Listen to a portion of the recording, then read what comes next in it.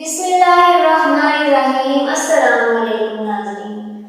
حضرت انس بن مالک رضی اللہ عنہ فرماتے ہیں، مجھے جس وقت حضور پاک صلی اللہ علیہ وآلہ وسلم کا آخری دیدار نصیب ہوا، یہ وہ وقت تھا جب آپ نے پیر کے دن گھر کا پردہ اٹھایا۔ میں نے آپ کا چہرہ مبارک دیکھا تو وہ قرآن کریم کے نورانی برق کی طرح چمک رہا تھا۔ لوگ اس وقت حضرت ابو بکر صدیق رضی اللہ عنہ کے پیچھے نماز ادا کر رہے تھے۔ آپ صلی اللہ علیہ وسلم کو دیکھ کر لوگ پیچھے ہٹنے لگے تو آپ صلی اللہ علیہ وآلہ وسلم نے لوگوں کو اپنی جگہ کھڑے رہنے کا اشارہ فرمایا، پھر آپ نے پردہ گرا دیا۔ اسی دن کے آخری حصے میں آپ کا وصال مبارک ہو گیا۔ حضرت ام المؤمنین عائشہ رضی اللہ فرماتی ہیں کہ حضور پاک صلی اللہ علیہ وآلہ وسلم کی وفات کے وقت میں نے آپ صلی اللہ علیہ وآلہ وسلم کو اپنے سینے پر سہارا دیا ہوا تھا۔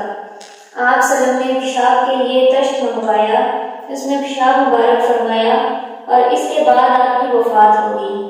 حضرت ام المؤمنین حضرت عائشہ رضی اللہ عنہ فرماتی ہیں کہ میں نے حضور پاک صلی اللہ علیہ وآلہ وسلم کی وفات کے وقت آپ صلی اللہ علیہ وآلہ وسلم کو دیکھا کہ آپ صلی اللہ علیہ وسلم کے قریب پانی کا پیالہ رکھا ہوا تھا۔ آپ صلی اللہ علیہ وآلہ وسلم اس پیالے میں اپنے ہاتھ مبارک ڈالتے اور چہرہ مبارک پر پھیرتے تھے اور ساتھ یہ دعا بھی فرماتے، اے اللہ موت کی سختی پر میری مدد فرما۔ جب کوئی تکلیف آتی ہے تو اکثر لوگ بھٹک جاتے ہیں، تکلیف کا رونا روتے ہیں اور اللہ تعالیٰ کے ذکر سے محروم ہو جاتے ہیں۔ اس مشکل وقت میں اللہ کے نبی نے یہ دعا مانگ کر امت کو تعلیم دی ہے کہ موت کے مشکل اور سخت ترین وقت میں بھی توجہ اللہ تعالیٰ کی طرف رکھنی چاہیے اور کسی کی طرف دھیان نہیں دینا چاہیے۔ حضرت عائشہ رضی اللہ عنہ فرماتی ہیں کہ موت کے وقت حضور پاک صلی اللہ علیہ وآلہ وسلم پر جو سختی تھی، اس کو دیکھ کر اب مجھے کسی شخص کے مرض موت میں تکلیف نہ ہونے پر رشک نہیں ہوتا۔ حضرت ابن عباس اور حضرت ام المؤمنین عائشہ رضی اللہ عنہ فرماتی ہیں کہ حضرت ابو بکر صدیق رضی اللہ عنہ حضور پاک صلی اللہ علیہ وآلہ وسلم کے وصال کے بعد تشریف لائے اور حضور پاک صلی اللہ علیہ وآلہ وسلم کی پیشانی مبارک کو بوسہ دیا۔ یہ بوسہ دینا برکت حاصل کرنے کے لیے تھا یا یہ الوداعی بوسہ تھا کہ آپ اپنے محبوب کو رخصت کر رہے تھے؟ اس روایت سے معلوم ہوا کہ اپنے کسی عزیز کو وفات کے بعد بوسہ دینا جائز بلکہ سنت سے ثابت ہے، کیونکہ حضور پاک صلی اللہ علیہ وآلہ وسلم نے بھی حضرت عثمان بن مظعون رضی اللہ عنہ کو وفات کے بعد بوسہ دیا تھا۔ حضرت انس بن مالک رضی اللہ عنہ فرماتے ہیں کہ حضور پاک صلی اللہ علیہ وآلہ وسلم جس روز ہجرت فرما کر مدینہ منورہ تشریف لائے تو مدینہ کی ہر چیز روشن ہو گئی، اور جس روز آپ صلی اللہ علیہ وآلہ وسلم دنیا سے رخصت ہوئے تو مدینہ منورہ کی ہر چیز تاریک نظر آنے لگی۔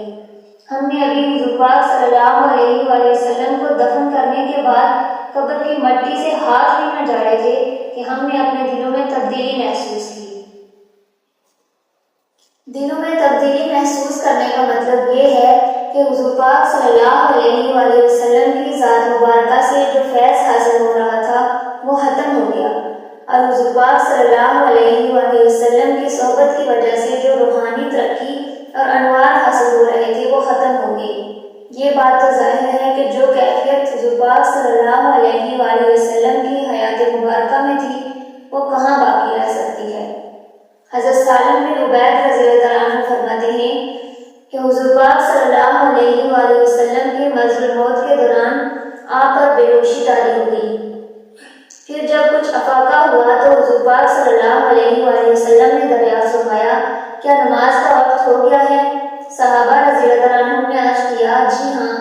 آپ صلی اللہ علیہ وآلہ وسلم نے فرمایا، بلال کو کہو کہ اذان کہے اور ابو بکر کو کہو کہ لوگوں کو نماز پڑھائے۔ اس کے بعد حضور پاک صلی اللہ علیہ وآلہ وسلم پر پھر بے ہوشی طاری ہو گئی۔ پھر کچھ افاقہ ہوا تو حضور پاک صلی اللہ علیہ وسلم نے فرمایا، کیا نماز کا وقت ہو گیا ہے؟ تو صحابہ رضی اللہ عنہم نے عرض کیا، جی ہاں۔ آپ صلی اللہ علیہ وسلم نے فرمایا کہ بلال کو کہو اذان دے اور ابو بکر کو کہو کہ لوگوں کو نماز پڑھائے۔ حضرت عائشہ رضی اللہ عنہا نے عرض کیا کہ میرے والد ابو بکر بڑے نرم دل ہیں، وہ جب اس مسئلے پر کھڑے ہوں گے تو وہ رو پڑیں گے اور نماز نہ پڑھا سکیں گے، لہٰذا آپ کسی دوسرے آدمی کو نماز پڑھانے کا حکم دے دے۔ اس کے بعد آپ پر پھر بے ہوشی طاری ہو گئی۔ جب کچھ افاقہ ہوا تو فرمایا بلال کو کہو کہ اذان دیں اور ابو بکر کو کہو کہ لوگوں کو نماز پڑھائیں۔ نصاب صلی اللہ علیہ وآلہ وسلم نے یہ بھی فرمایا کہ تم تو حضرت یوسف علیہ السلام کی عورتوں کی طرح ہو۔ حضرت بلال رضی اللہ عنہ نے اذان دی اور حضرت ابو بکر صدیق رضی اللہ عنہ نے لوگوں کو نماز پڑھائی۔ پھر آپ نے جب کچھ ہلکا پن محسوس کیا تو فرمایا دیکھو مجھے سہارا دے کر کوئی مسجد تک لے جانے والا ہے۔ چنانچہ حضرت بریرہ باندھی اور ایک دوسرا شخص آیا اور حضرت پاک صلی اللہ علیہ وآلہ وسلم نے دونوں کے کندھوں پر سہارا لیا اور مسجد تک تشریف لے گئے۔ پھر جب حضرت ابو بکر صدیق رضی اللہ عنہ نے آپ کو آتے دیکھا تو پیچھے ہٹنے کا ارادہ فرمایا، مگر آپ صلی اللہ علیہ وآلہ وسلم نے اشارہ فرمایا کہ اپنی جگہ پر ثابت قدم رکھو، یہاں تک کہ حضرت ابو بکر صدیق رضی اللہ عنہ نے نماز مکمل فرمائی اور اسی روز حضور پاک صلی اللہ علیہ وآلہ وسلم کا انتقال ہو گیا۔ حضرت عمر رضی اللہ عنہ فرمانے لگے کہ جس شخص نے یہ کہا کہ حضور پاک صلی اللہ علیہ وآلہ وسلم کی وفات ہو گئی ہے، میں اپنی تلوار سے اس کا سر قلم کر دوں گا۔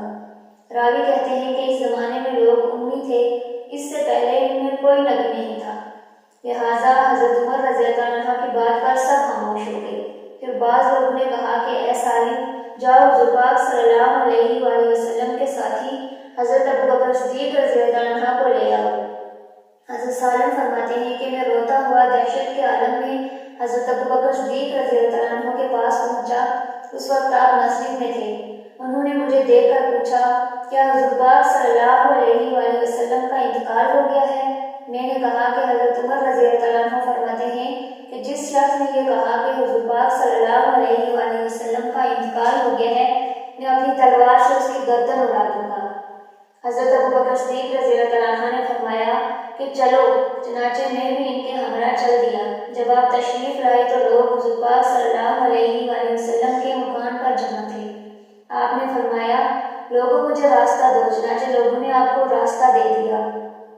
آپ آئے اور حضور پاک صلی اللہ علیہ وآلہ وسلم پر گہری نظر ڈال کر آپ کی پیشانی مبارک کو بوسہ دیا، آپ کو چھوا اور یہ آیت پڑھی اِنَّکَ مَیَّتٌ وَإِنَّهُم مَیَّتُونَ، آپ بھی وفات پانے والے ہیں اور یہ لوگ بھی مرنے والے ہیں۔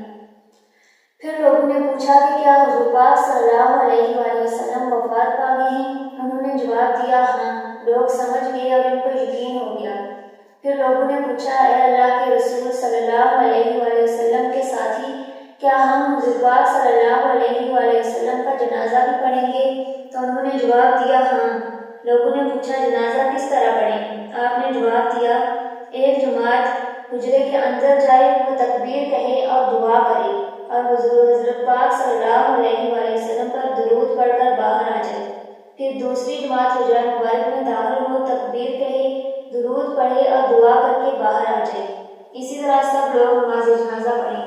پھر لوگوں نے پوچھا اے حضرت پاک صلی اللہ علیہ وآلہ وسلم کے ساتھی، کیا حضرت پاک صلی اللہ علیہ وآلہ وسلم کو دفن بھی کیا جائے گا؟ آپ نے جواب دیا کہ ہاں۔ لوگوں نے پوچھا کس جگہ دفن کیا جائے گا؟ حضرت ابو بکر صدیق رضی اللہ عنہ نے جواب دیا کہ آپ کو اسی جگہ دفن کیا جائے گا جس جگہ آپ فوت ہوئے، اس لیے کہ حضور پاک صلی اللہ علیہ وآلہ وسلم کی روح مبارک اللہ تعالیٰ نے اسی جگہ پر قبض فرمائی ہے جو جگہ اللہ کو پسند ہے۔ صحابہ کو ہر بات کا یقین ہو گیا کہ حضرت ابو بکر صدیق رضی اللہ عنہ نے تمام امور میں ٹھیک رہنمائی فرمائی ہے۔ پھر حضرت ابو بکر صدیق رضی اللہ عنہ نے حضور پاک صلی اللہ علیہ وآلہ وسلم کے قریبی رشتہ داروں کو حکم دیا کہ وہ آپ صلی اللہ علیہ وآلہ وسلم کی تجہیز و تکفین کریں۔ مہاجرین آپس میں خلیفہ کے بارے میں مشورہ کر رہے تھے تو انہوں نے کہا کہ اپنے انصاری بھائیوں کے پاس چلیں اور انہیں بھی اس معاملے میں اپنے ساتھ شریک کریں۔ چنانچہ جب مشورہ ہوا تو انصار نے کہا کہ ایک امیر ہم میں سے ہونا چاہیے اور ایک امیر تم میں سے ہونا چاہیے۔ حضرت عمر رضی اللہ عنہ نے اس کے جواب میں ارشاد فرمایا وہ کون شخص ہے جس میں یہ تین فضیلتیں جمع ہیں، جس کو قرآن نے ثانی اسنین کہا، یعنی کہ وہ غار میں حضرت پاک صلی اللہ علیہ وآلہ وسلم کے تنہائی کا ساتھی ہے، جس کو اللہ تعالیٰ نے حضور پاک صلی اللہ علیہ وآلہ وسلم کا ساتھی اور رفیق فرمایا، اور تیسرا جس کو حضور پاک صلی اللہ علیہ وآلہ وسلم نے فرمایا کہ غم نہ کرو اللہ ہمارے ساتھ ہے، یعنی اس کو اللہ تعالیٰ کی معیت حاصل ہے۔ اے لوگوں بتاؤ وہ دونوں کون تھے جن دونوں کے بارے میں یہ آیتیں اتری؟ اس کے بعد حضرت عمر رضی اللہ عنہ نے ہاتھ بڑھایا اور حضرت ابوبکر صدیق رضی اللہ عنہ کے ہاتھ پر بیعت کی۔ پھر دوسرے تمام لوگوں نے بھی حضرت ابوبکر صدیق رضی اللہ عنہ کے ہاتھ پر اپنی رضامندی اور رغبت کے ساتھ بیعت کر لی۔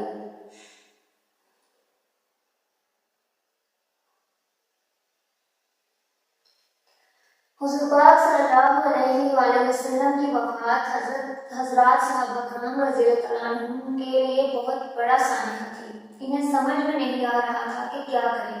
حضرت عثمان رضی اللہ عنہ پر ایسی دہشت طاری ہوئی کہ وہ زبان سے کچھ بول ہی نہ سکتے تھے۔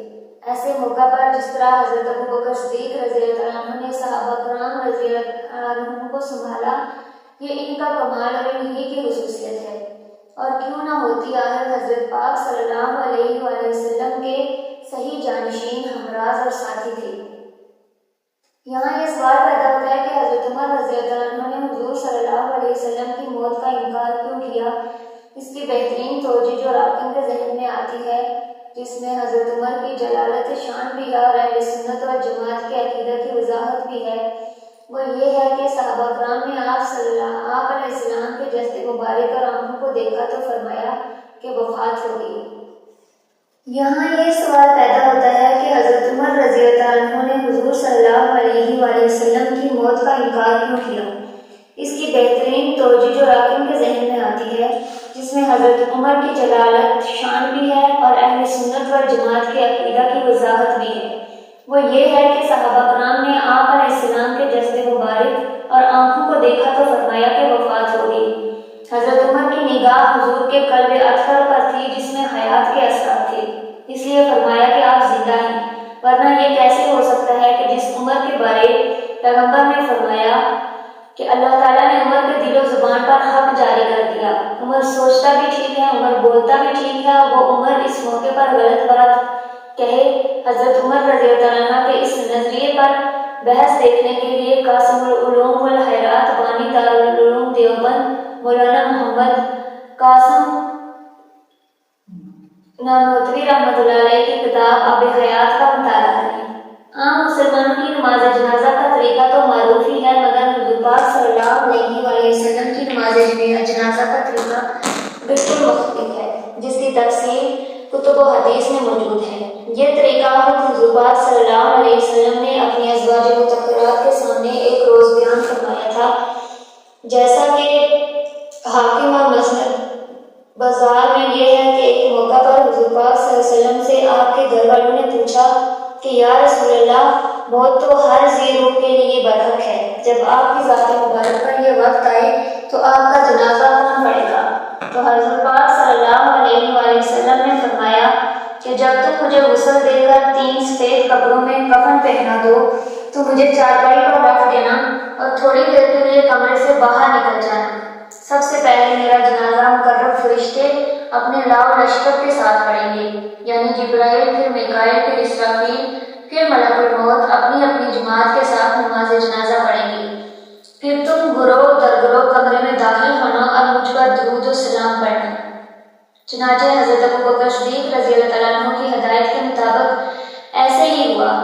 10 کے گروہ کمرے میں داخل ہوتے، آپ پر درود و سلام پڑھتے، پھر اسی طریقہ سے عورتوں نے پھر بچوں نے پڑھا۔